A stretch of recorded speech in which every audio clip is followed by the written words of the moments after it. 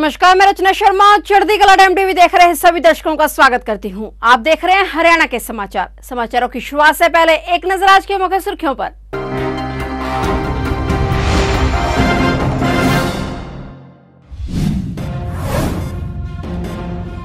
ब्रजभूषण की चुनौती पहलवानों ने की स्वीकार, कहा हम किसी भी टेस्ट के लिए तैयार। हिसार में बन रहा हरियाणा का पहला बड़ा एयरपोर्ट के बनने के बाद हजारों लोगों को मिलेगा रोजगार। ऐलनाबाद घग्गर नदी में डूबे 3 युवक, नहाने के दौरान गहराई में जाने से गई जान, 2 परिवारों के बुझे चिराग।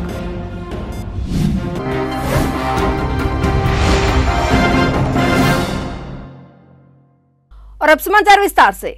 भाजपा सांसद व भारतीय कुश्ती संघ के पूर्व अध्यक्ष ब्रजभूषण शरण सिंह की नार्को टेस्ट की चुनौती को रेसलर्स ने स्वीकार कर लिया है। पहलवानों ने आज सोमवार को प्रेस कॉन्फ्रेंस की। इस दौरान बजरंग पुनिया ने कहा कि हम सभी किसी भी टेस्ट के लिए तैयार हैं, लेकिन इसे सुप्रीम कोर्ट की निगरानी में कराया जाए। नार्को टेस्ट लाइव हो ताकि किससे क्या सवाल पूछे गए, उसका किसने क्या जवाब दिया, पूरा देश सुने। इसके साथ ही बजरंग पुनिया ने कहा कि ब्रजभूषण ने सिर्फ 2 लोगों को नार्को टेस्ट कराने की चुनौती दी है। उन महिला पहलवानों का क्या जिन्होंने उन पर आरोप लगाए हैं, जिन्होंने ब्रजभूषण शरण सिंह पर आरोप लगाया है, उन सभी महिला पहलवानों का नार्को टेस्ट होना चाहिए। बता दें कि कल यानी 23 मई को इंडिया गेट पर पहलवान कैंडल मार्च भी निकालेंगे। 28 मई को नए संसद भवन के सामने खापों की महिला पंचायत होगी। इसमें देश भर से महिलाओं के अलावा खाप और किसान नेता भी वहां पे पहुंचेंगी। ये महिला वहां पंचायत पहलवानों के साथ मिलकर जो भी फैसला लेंगी वह सभी खापों को मंजूर होगा।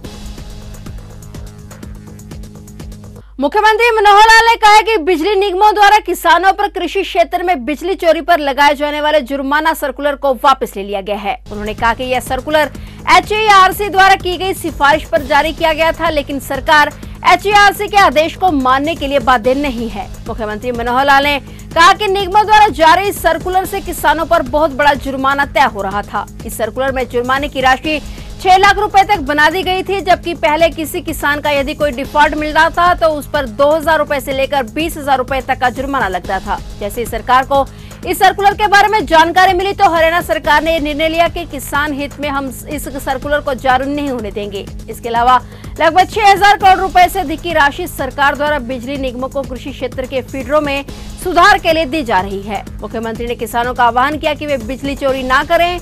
सरकार ने घरेलू व औद्योगिक बिजली के इंफ्रास्ट्रक्चर में सुधार किया है। 1 लाख से अधिक ट्यूबवेल बिजली कनेक्शन किसानों को देकर बहुत बड़ी राहत प्रदान की है। पिछले दिनों में एक सर्कुलर हमारे यहाँ पावर डिपार्टमेंट की ओर से निकल गया था, उत्तर हरियाणा दक्षिण हरियाणा की ओर से, और उसमें कोई अब सही विषय तो यह है कि पावर डिपार्टमेंट एक इंडिपेंडेंट डिपार्टमेंट है, इनकी कंपनीज भी अपने आप डील करती हैं और फिर HERC भी उसमें कुछ ना कुछ डायरेक्शन देते रहते हैं।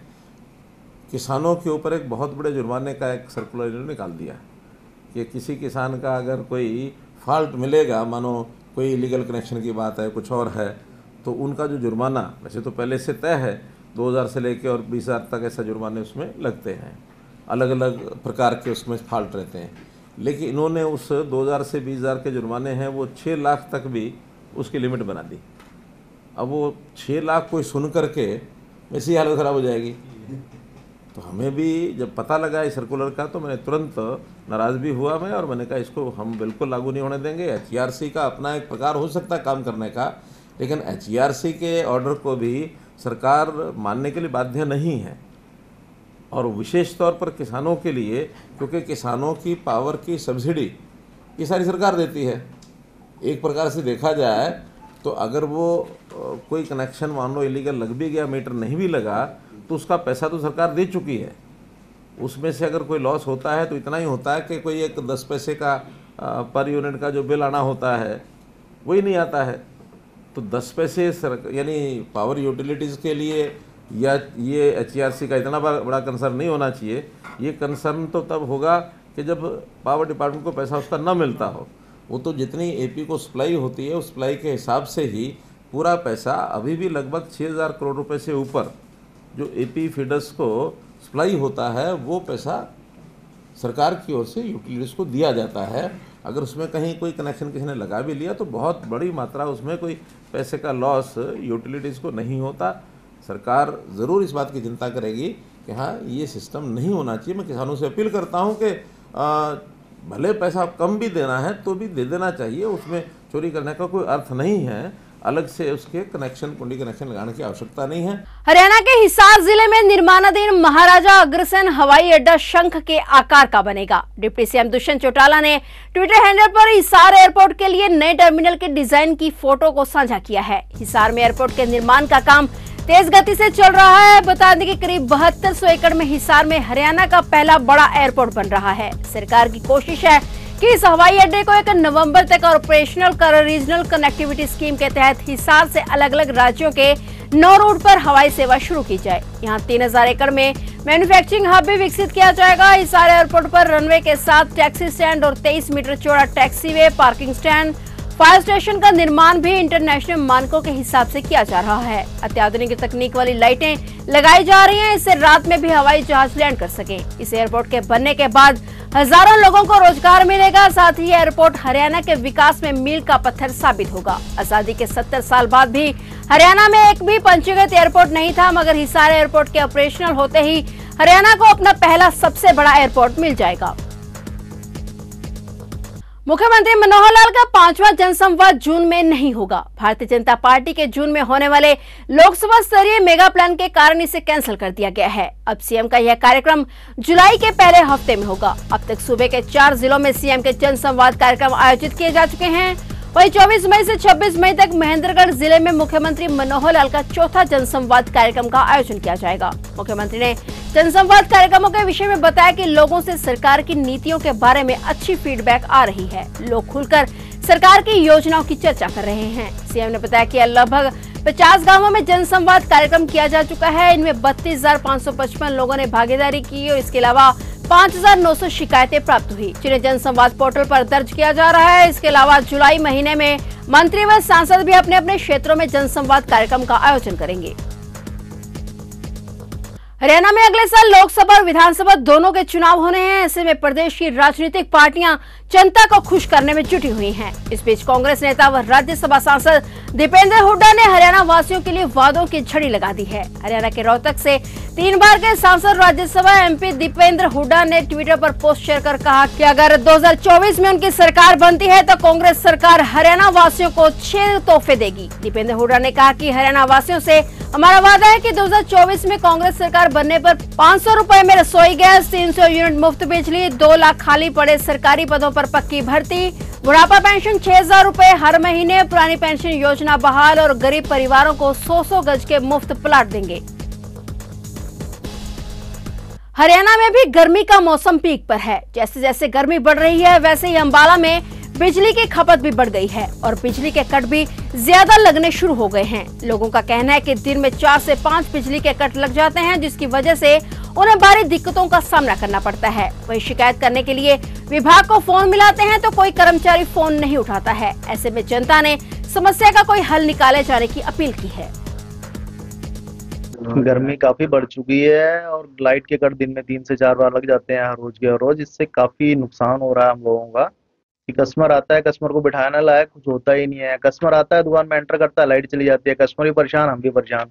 विभाग को कई बार कंप्लेंट कर चुके हैं पर इसके बारे में कोई एक्शन हुआ नहीं है अभी। सरकार इन चीज की तरफ ध्यान दे थोड़ा और हम लोगों का थोड़ा सा ख्याल रख के इस हमारी समस्या को दूर करें। विभाग में फोन करते हैं तो विभाग फोन उठाता ही नहीं है। पहले फोन करते हैं दिन में 4 से 5 10 फोन करते हैं, कोई फोन उठाता नहीं है। इस चीज को फोन कर करके हम लोग परेशान हो चुके हैं। सरकार को चाहिए कि हम लोगों की समस्याओं की तरफ थोड़ा ध्यान दे और इस समस्या का निवारण करे। कंप्लेंट सेंटर आजकल हमारे जो है ना वो फंक्शन नहीं कर रहे। हमारे टोल फ्री नंबर है जैसे 1912 है, मेरे यहाँ जो बिजली सुविधा केंद्र है, कैंट का अलग है, सिटी का अलग है, 3 नंबर है, अलग अलग है, तो उन पर सीधा फोन करें। वो वहाँ से कंप्लेंट दर्ज होगी, बाकायदा उसको नंबर दिया जाएगा। कंप्लेंट अटेंड होने के बाद उसको पूछा भी जाएगा भैया आपकी ये कंप्लेंट अटेंड होगी नहीं होगी। जब वो कह देगा कंज्यूमर भी मेरी कंप्लेंट अटेंड होगी तो क्लोज कर दिया जाएगी, अदरवाइज वो डेड रहेगी। 2-4 घंटे जितना भी टाइम लगता है। लेकिन इसमें जनरली एक समस्या आती है, जो रात को 8 बजे कोई कंप्लेंट उसने लिखवाई जहाँ पर 9 बजे 8:30 बजे या 9 बजे मेरा एम्प्लॉइज गया, उसको अटेंड कराया, कई बार उसको घंटा एक लग गया, 11 बज गए। तो इस दौरान उसको दोबारा फोन हम करते तो वो फीडबैक देता नहीं है, फोन नहीं उठाता जनरली, क्योंकि उसकी बिजली आ जाती है उस टाइम जी। और फिर हम सुबह वाले उसको करते हैं तो उसका यही जवाब मिलता जी वो 12 बजे से आ गई थी, 11 बजे से अप्रोक्सीमेशन टाइम देता, तो एग्जैक्ट टाइम नहीं मिल जाता फिर उससे हमारा ये है। तो इससे हमारी जो आउटेज है वो बढ़ जाती है जनरली। तो हमारी यही है भी जब भी उसको कम से कम अटेंड हो जाए, उसको कॉल उठाए। एलनाबाद के गांव ठोबरिया के पास से गुजर रही घग्गर नदी में नहाने गए 3 बच्चों की मौत हो गई है। बच्चों के नहर में डूबने की सूचना मिलने के बाद आसपास के ग्रामीणों ने गोताखोरों की मदद से तीनों को बाहर निकाला, लेकिन तब तक उनकी मौत हो चुकी थी। हालांकि 2 बच्चों की मौत कल देर शाम को ही हो गई थी और दोनों बच्चों के शवों को कल ही बाहर निकाल लिया गया था। एक बच्चे का शव पुलिस ने आज बाहर निकाला है। पुलिस ने तीनों बच्चों के शवों को कब्जे में लेकर सिरसा के नागरिक अस्पताल में पोस्टमार्टम के लिए भेज दिया है। तीनों बच्चों के नाम जसप्रीत सिंह 15 साल, गुरप्रीत सिंह 12 साल और गज्जन सिंह 14 साल का बताया गया है। जसप्रीत सिंह और गुरप्रीत सिंह दोनों सगे भाई हैं और गज्जन सिंह उनका रिश्तेदार है। तीनों बच्चों का परिवार मजदूरी करता है और इस घटना के बाद से ही दोनों परिवारों के चिराग बुझ गए हैं। इस वजह से दोनों ही परिवारों के घरों में मातम छा गया है।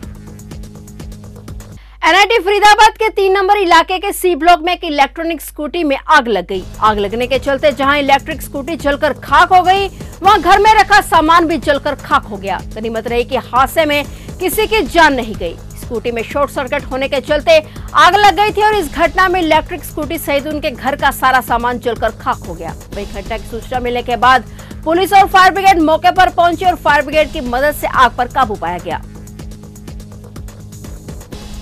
ये 3 नंबर एनआईटी सी ब्लॉक है। 112 पर कॉल गई थी कि भैया आग लगी हुई है मकान के अंदर और के साथ लगता है। तो यहाँ पे आए तो फायर ब्रिगेड भी आ गई थी। 112 को कॉल की थी, 112 भी यहीं पर थी। तो ये आग कैसे लगी है, कुछ पता लगा है? पता चला है ये अभी शॉर्ट सर्किट हुआ है कोई अंदर, और बाकी सारी जाँच के बाद में पता चलेगा। अभी आप काबू पा लिया। तो अभी तक किसी को नुकसान तो नहीं हुआ? अभी कोई जानी नुकसान नहीं है किसी प्रकार का।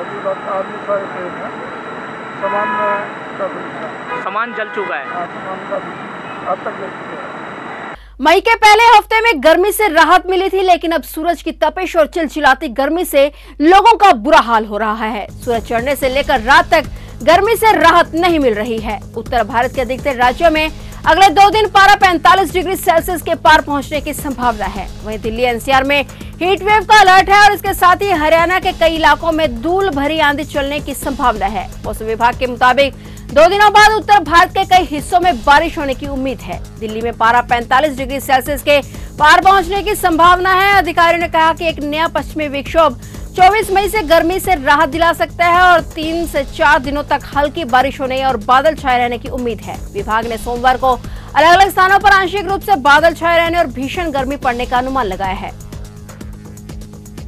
नगर परिषद कालका पिंजौर के वार्ड नंबर 11, 24 और 22 के अंतर्गत पड़ने वाली गलियों में नाले धर्मशाला का निर्माण कार्य पूर्व विधायक लतिका शर्मा और नगर परिषद के चेयरमैन कृष्णा लांबा व पार्षद द्वारा नारियल फोड़कर शुरू करवाया गया। इस अवसर पर उनके साथ वार्ड नंबर 11 से पार्षद सौरभ भी उपस्थित है। बता दें कि 3 वार्ड की गलियों के निर्माण में करीब 57 लाख रुपए की लागत आएगी। इसके साथ साथ धमाला गांव में आंगनबाड़ी के पास धर्मशाला का भी निर्माण होगा। तो ये थे हरियाणा के समाचार और नए समाचारों के साथ फिर से हाजिर होंगे। तब तक के लिए देखते रहिए चढ़ती कला टाइम टीवी।